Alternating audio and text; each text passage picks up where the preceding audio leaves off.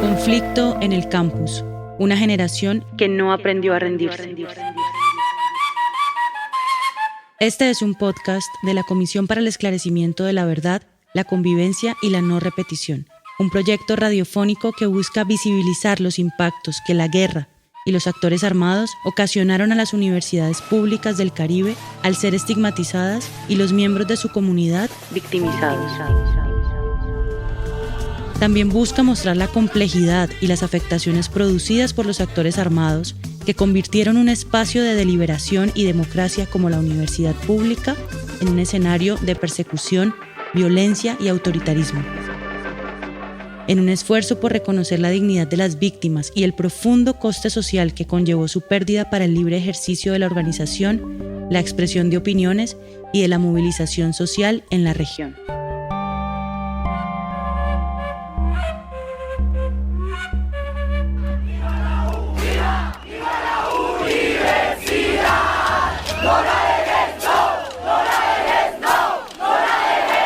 En este momento agradezco a cada una de las víctimas y todas las personas, docentes, egresados de la universidad que han ayudado con sus testimonios a que esta verdad que ha sido silenciada y acallada pueda ser conocida. Como la desarticulación de toda la comunidad académica. ¿Qué quiere decir esto? O sea, que por un lado, por ejemplo, los sindicatos, el movimiento estudiantil y el resto de la comunidad académica se disgregaron de tal manera que las luchas de la universidad no pudieron ser una lucha conjunta, sino que cada uno tuvo que defenderse de manera independiente.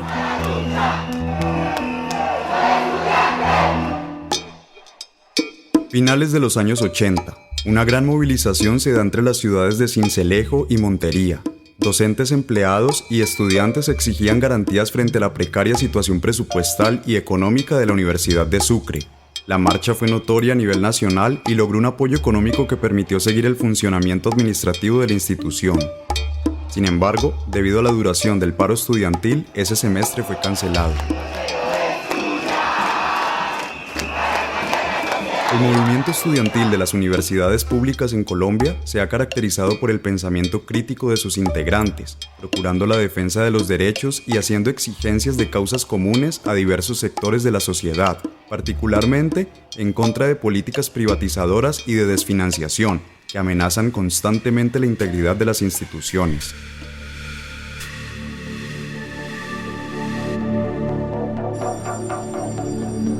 En el caso de la Universidad de Sucre, los actores armados de la región cambiaron este panorama de manera drástica.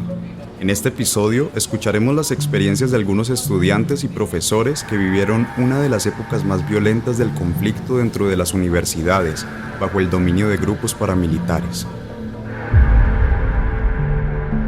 La Universidad de Sucre pertenece o está en un departamento de casi 800,000 personas.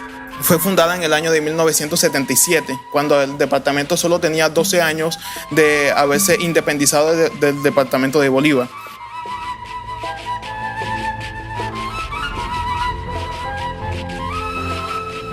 Sin embargo, esta situación no siempre fue así. Inicialmente, las instalaciones de la universidad funcionaban en la finca Puerta Roja. No había una gran oferta académica ni contaban con una planta docente estable, por lo que en el año de 1982 se organizó el primer paro universitario por estos motivos. Durante la década de los 90, la Universidad de Sucre se unió a la movilización nacional en contra de la Ley 30 de 1992. En protesta por el proyecto de reforma a la Ley 30 de 1992 o de educación superior, miles de estudiantes de universidades públicas y privadas recorrieron la ciudad. En ese proceso de creación de la universidad existen unos movimientos campesinos como la NUC que se había comenzado en el año de 1968 y que todas estas luchas campesinas habían antecedido también a un movimiento estudiantil que no nace en la Universidad de Sucre, sino que nace en los colegios y principalmente en la escuela departamental Antonio Lenis en ese momento.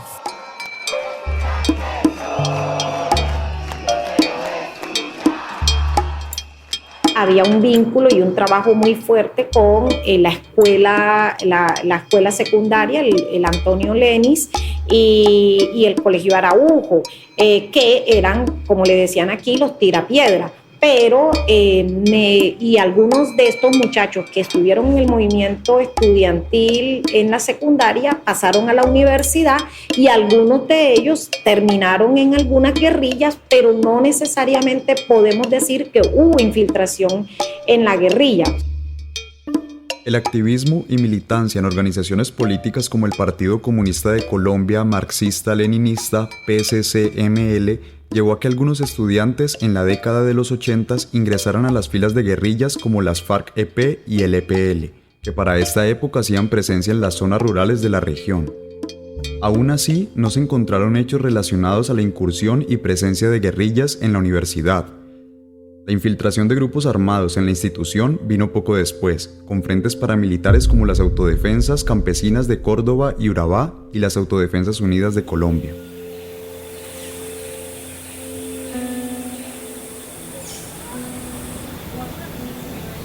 Con la llegada de Jorge Eliezer Anaya a la gobernación de Sucre en 2004, también habría relevo para el puesto de rector en la universidad, después de 2 periodos de Luz Estela de la Osa en el cargo, en los cuales hubo déficit presupuestal, un paro como protesta a la supresión de la Facultad de Ciencias Económicas y Administrativas durante su gestión, y fue suspendida de su cargo durante 3 meses por irregularidades en ejecución de obras al interior de la universidad, todo parecía indicar que no habría una segunda reelección.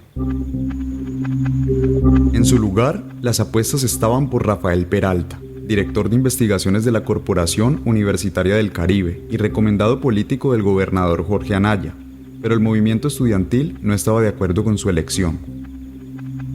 Voto en blanco en el Consejo Superior. Voto en blanco en el Consejo Superior.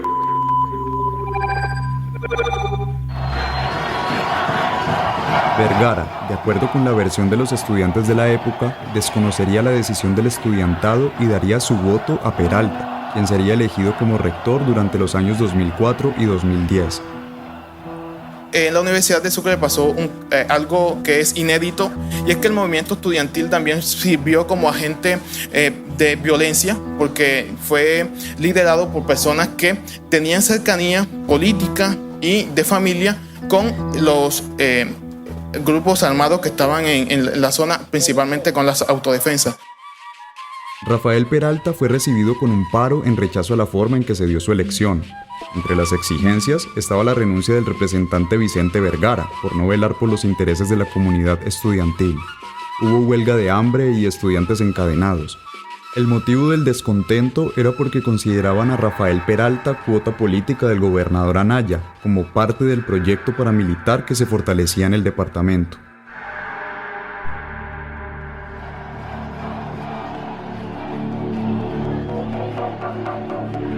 Y es así como me convence, y a finales del 98 yo acepto. Básicamente me ingresa a la dirección política de la SACU, que eran las autodefensas de la Casa Castaño, las autodefensas campesinas de Córdoba y Urabá, y me da la responsabilidad de iniciar el proyecto político y social en Sucre. Diego Vecino, quien entonces era jefe paramilitar de la SAUC, fue introducido al grupo criminal por Carlos Castaño. Su función principal sería direccionar la parapolítica en la región mediante las autodefensas campesinas de Córdoba y Urabá. A través de este ejercicio, logró dominar una cantidad exorbitante de empleados públicos a disposición del proyecto delictivo. Mientras hubo armonía, dimos los mejores frutos. ¿Cuáles fueron los mejores frutos? Fue habernos ganado las alcaldías de los 5 municipios del Golfo de Morrosquillo: San Onofre, Tolú Viejo, Tolú, Coveñas y San Antonio de Palmito. Llegamos a la asamblea con Nelson Stan y con Gualberto Estrada. Fuimos la mayor votación a la asamblea. Fuimos vitales en la elección de Jorge Anaya como gobernador de Sucre. Exgobernador Anaya Hernández se declaró culpable del cargo de concierto para delinquir agravado por haber suscrito un pacto con alias Cadena, junto con otros políticos de la región, buscando el apoyo a su candidatura a la gobernación.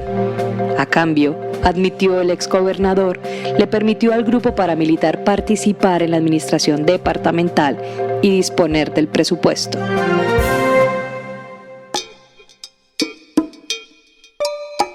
El mismo Diego Vecino confirmó que, además del voto del gobernador Anaya, las autodefensas campesinas de Córdoba y Urabá contaban con varios miembros del Consejo Superior de la Universidad de Sucre para la elección de Rafael Peralta como rector. Por un lado estaba Jader Castilla, presidente de ASO Juventud, organización a la cual pertenecía el representante estudiantil Vicente Vergara. Asimismo, contaban con el apoyo de Jair Acuña Cardales, quien tenía el dominio de la curul de representante de los egresados, a pesar de no estar ocupando el cargo en ese momento. Lo que no se puede negar es que sí hubo una apropiación de los recursos públicos. O sea, por ejemplo, Diego Vecino en sus declaraciones manifiesta abiertamente que ellos tenían cooptada la universidad y tenían cooptada la universidad desde rectores hasta organizaciones paralelas al movimiento estudiantil que estaban en el estamento, en todos los estamentos de la universidad a fin de poder controlar y hacerse a los dineros que llegaban de la nación y del mismo departamento.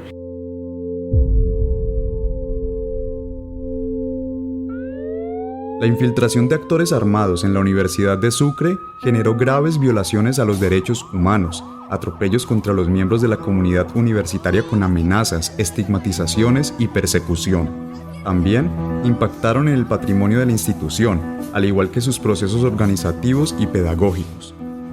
La incursión del paramilitarismo en la Universidad de Sucre se caracterizó por la escogencia de personal contratado para labores docentes, compra de votos en las épocas de elecciones, promesas de continuidad de cargos y posibilidades de mejoramiento de cargos a personal escogido, administración de las notas del alumnado, además de señalamientos, persecución y amenazas a líderes de las distintas organizaciones.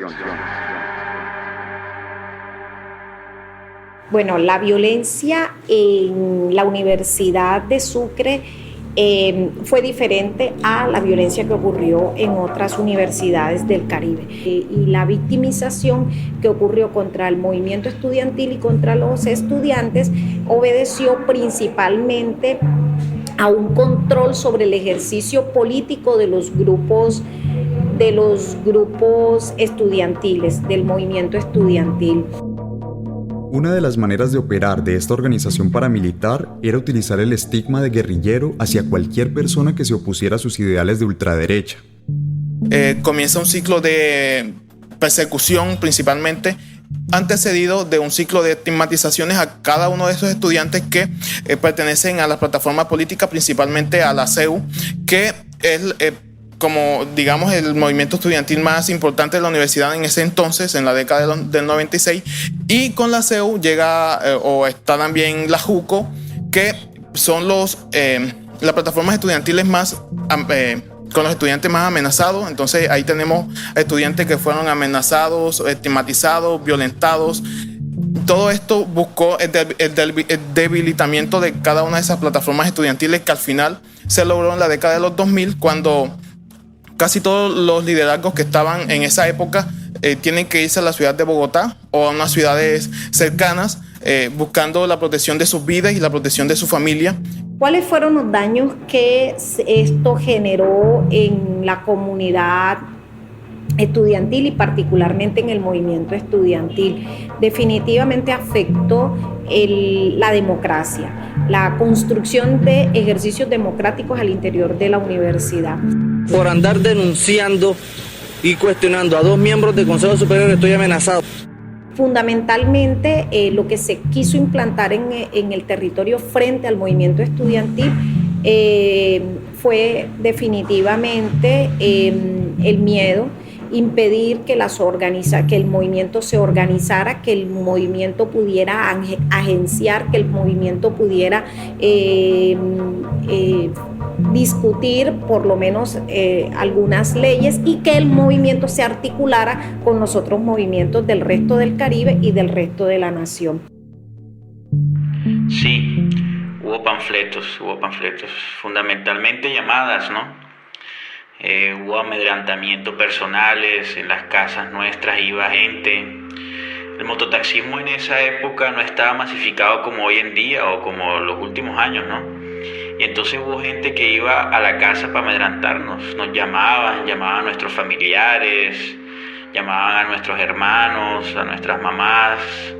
En esa época existía el DAS, y el DAS nunca atendió nuestros temas. Nosotros estuvimos un par en el DAS denunciando la cosa, pidiendo que nos ayudaran, y los tipos, por el contrario, en su época lo que hacían de alguna manera era amedrantar más a uno. Ellos también estuvieron infiltrados, muchos en la universidad. Eso generó que los muchachos que estuvieron en las organizaciones para salvar su vida tuvieran que desplazarse. Algunos no se encuentran en Sincelejo, otros tuvieron que salir incluso del país. Después de volver de una movilización nacional realizada entre Tunja y Bogotá, fui interceptado por una camioneta que me resultaba muy familiar. Pues era de un amigo, un líder estudiantil. No sospeché nada, me pusieron una bolsa en la cabeza y me subieron a la camioneta. Me tiraron en el camino entre Sincelejo y el corregimiento de Varsovia, con unas costillas fracturadas, un labio y una ceja partida. Puse la denuncia, pero me tuve que ir a la ciudad de Bogotá, pues no pude arriesgar mi vida ni la de mi esposa embarazada. Porque las amenazas llegan y primeramente simbólicas, y comienzan a hacer llamadas telefónicas, mensajes de textos y le colocan sangre en sus puertas, y luego el Estado como tal, el DAS, los agentes estatales comienzan todo este tipo de persecuciones, y ellos finalmente deciden dejar ese liderazgo estudiantil, lo que hace que en la Universidad de Sucre en este momento los movimientos estudiantiles de esa época no existan como tal.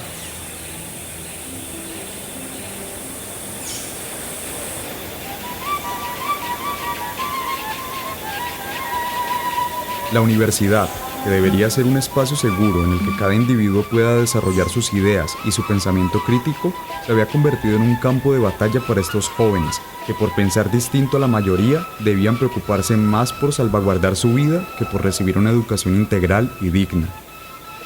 La Universidad de Sucre, que, recordemos, empezó sus funciones en una finca y que desde sus inicios ha tenido incontables problemas por la corrupción de sus dirigentes, vivió este penoso escenario de violencia durante varios años. A pesar de que esta situación cesó, dejó marcas en la comunidad universitaria que han sido difíciles de borrar, pues la articulación del movimiento estudiantil ha sido un proceso paulatino que se ha ido nutriendo con los años y las nuevas generaciones. Hoy en día todavía vemos que el movimiento estudiantil en la Universidad de Sucre es mucho más parco con relación a otros movimientos de otras universidades. Inclusive, en una ocasión alguien me decía al ingresar a la universidad que no parecía una universidad pública, ni siquiera está rayada como suele ocurrir en la mayoría de las universidades como una manifestación del descontento de los estudiantes. Es una universidad donde realmente el sistema ha funcionado muy bien, el sistema de control sigue funcionando muy bien. Hubo violación a la democracia, a la autonomía de la universidad, porque hubo nombramientos de autodefensas dentro del el esquema administrativo de la universidad. Y debo decir también que todo esto se produjo porque en el departamento de Sucre hubo un proceso de cooptación política e institucional por aquellas plataformas políticas de las autodefensas, e incluso hubo condenas o hay condenas vigentes a gobernadores que precedían la universidad en su momento. Como lo señala Margarita Jaimes, las persecuciones impactaron directamente a las organizaciones estudiantiles, las cuales desaparecieron por el desplazamiento de sus líderes, el miedo, las amenazas y la falta de garantías de seguridad individual y académica a los que estaban expuestos sus miembros al ser parte de las mismas. La Asociación Colombiana de Estudiantes Universitarios dejó de existir en la Universidad de Sucre, constituyendo una de las mayores afectaciones para el ejercicio de la democracia y la participación en la región, pues dicha asociación fue vital para el movimiento estudiantil de finales de la década de los 90 y mediados de los 2000, además de ser muy importante en la formación de liderazgos estudiantiles y la construcción de pensamiento crítico frente a las realidades sociales, políticas y económicas como debe ser la universidad. Dime la verdad, solo la verdad. Por todo esto, es nuestro derecho y nuestro deber conocer estas realidades, que aunque difíciles de procesar, nos permiten abrir los ojos ante un pasado que no queremos repetir.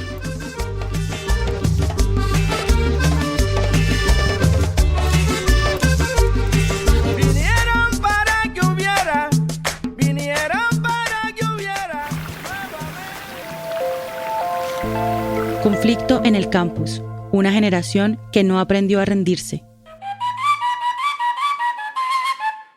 Un programa de la Comisión para el Esclarecimiento de la Verdad, la Convivencia y la No Repetición. Este programa hace parte de un proceso de reconocimiento de responsabilidades sobre los daños causados a las universidades públicas del Caribe y al movimiento estudiantil.